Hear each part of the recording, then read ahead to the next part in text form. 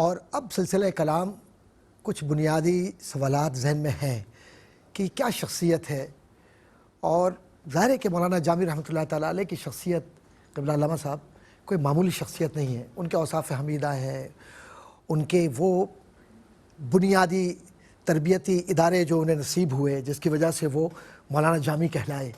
تو کیا دیکھتے ہیں آپ؟ بسم اللہ الرحمن الرحیم. صلی اللہ علیہ حبیبی سیدنا و مولانا محمد وعلی آلہ وصحبہ وبارک وسلم. مولدم جام و رشحہ کلمم جرائے جام شیخ الاسلامیست لا جرم در جرید اشعار بے دو معنی تخلصم جامیست. یہ علامہ جامی رحمہ اللہ کا اپنا ہی کتاب ہے جس کے اندر انہوں نے اس بات کو بیان فرمایا کہ ایک تو میرا پیدائشی علاقہ جو ہے وہ جام ہے، اور دوسری میری جو نسبت ہے وہ نسبت ہے شیخ الاسلام احمد جام زندہ پیل رحمہ اللہ، مشہور صوفی بزرگ گزرے. تو ان دو نسبتوں کی وجہ سے میں نے اپنا تخلص جامی رکھا ہوا ہے اور جامی کہلاتا ہوں. تو ایک تو اسی کے اندر ہی ذکر آ گیا کہ حضرت کا جو ہے وہ فیض کا سلسلہ، حضرت کی انسپائریشن شروع سے ہی جو بزرگان دین کے ساتھ رہی ہے. پھر علامہ عبد الرحمن جامی رحمہ اللہ بیک وقت بہترین شاعر، عظیم فلسفی اور نکتہ رس محقق اور عظیم صوفی ہیں. ہم ان ساری جہتوں کے اندر علامہ جامی رحمہ اللہ ہمیں ایک بہت بلند پایا بزرگ کی طرح نظر آتے ہیں. ان کے اندر ان کا قد بہت بلند ہے، ان ساری جہتوں میں ید طولہ رکھتے ہیں علامہ عبد الرحمن جامی رحمہ اللہ. اور یہ ہم اخلاق کو دیکھیں، ان کے اوصاف کو دیکھیں، ان کی عادات اور اطوار کو دیکھیں، اس سب کچھ کے باوجود جو میں نے ان کی نسبتیں ذکر کی ہیں، شروع سے لے کر آخر تک ساری زندگی ہمیں حضرت کبھی وقت ضائع کرتے نظر نہیں آتے. کیا بات ہے. وقت کی پابندی، اس کی تنظیم، یہ ایک بنیادی وصف تھا، بنیادی خصلت تھی جس کو آپ بھرپور ملحوظ رکھتے تھے، اس کی بھرپور رعایت کرتے تھے. حضرت کا وصال ہوا 898 سنہ ہجریہ میں، ولادت ہوئی 817 سنہ ہجریہ میں، تقریباً 80 یا 81 برس کی عمر پائی ہے. 61 برس کی عمر میں جب آپ دمشق گئے ہیں تو 61 برس کی عمر میں بھی اچھی خاصی عمر ہوتی ہے، اس عمر میں بھی حضرت ہمیں وہاں نظر آتے ہیں حافظ ابن حجر عسقلانی رحمہ اللہ کے شاگرد رشید محدث علامہ حافظ خیزری رحمہ اللہ کے پاس جا کر حدیث کا سماع کرتے ہوئے حدیث کی سند لیتے نظر آتے ہیں. یعنی ان کا علم کا جو تعلق ہے، 61 برس کی عمر ہو گئی ہے لیکن اس کے باوجود جو ہے علم کی طلب سے پیچھے نہیں ہٹتے. علم کی جو طلب کا معاملہ ہے وہ شروع سے لے کر آخر تک ہمیں اسی طرح جوبن پر نظر آتا ہے.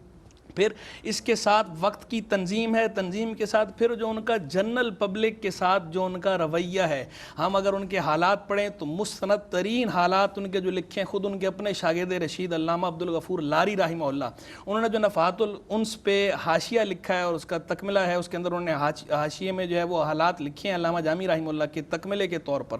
اس میں انہوں نے اس بات کو باقاعدہ مینشن کیا ہے، اپنا مشاہدہ بیان کیا ہے کہ حضرت استاد کی عادت کریمہ کیا تھی کہ زمین پہ تشریف فرما ہوتے تھے، زمین پہ بیٹھتے تھے، قبلے کو رخ کرتے تھے، دو زانو بیٹھتے تھے، اور کوئی بھی ملنے کے لیے آتا تھا ادنا ہو یا اعلیٰ، جب تک وہ کھڑا نہیں ہوتا تھا حضرت کبھی کھڑے نہیں ہوتے تھے، اس وقت تک بیٹھے رہتے تھے، بھرپور توجہ دیتے تھے اگلے کو. جب تک اگلا نہ اٹھتا اس وقت تک آپ جو ہے اگلے کی طرف بھرپور یعنی بنیادی آداب کو یہ سکھایا کہ بیٹھنا کیسے ہے، بات کیسے کرنی ہے، اور علم کو صرف حاصل نہیں کرنا، برتنا بھی کیسے ہے. برت کے جو ہے وہ حضرت نے بالکل دکھایا ہے. اور تعلق جو حضرت کا ہے وہ ہر طرح کے لوگوں کے ساتھ رہا ہے، ایلیٹ کی کلاس کے ساتھ بھی رہا. سلطنت عثمانیہ کے عظیم بادشاہ سلطان محمد فاتح جنہوں نے قسطنطینیہ فتح کیا ہے، حضرت کا ان کے ساتھ تعلق رہا. ان کے بعد سلطان باجدید خان، ان کے ساتھ تعلق رہا. باقاعدہ خط کتابت کا سلسلہ بھی تھا، وہ حضرات خط بھیجتے تھے، نذرانے پیش کرتے تھے. تو یعنی حضرت کا تعلق ایلیٹ کلاس کے ساتھ، سلطانوں کے ساتھ ہونے کے باوجود عوام کے ساتھ بھی اسی طرح وہ خندہ پیشانی سے ملتے تھے. بندہ پروری، غم گساری، غم خاری، یہ اعلیٰ صفات جو ہر ایک اچھے انسان میں ہونی چاہیے، یہ ساری صفات ان کے اندر تھیں. اچھا انسان ہونا یہ خود ایک بڑی خوبی ہے. تو حضرت جو ہے وہ عظیم عالم، عظیم عارف، عظیم محقق، عظیم صوفی، عظیم فلسفی ہونے کے ساتھ ساتھ ایک عظیم انسان بھی تھے. تو عظمت کا معیار رتبوں پر نہیں ہوتا، ظاہر رتبوں پر، رویے پر ہوتا ہے.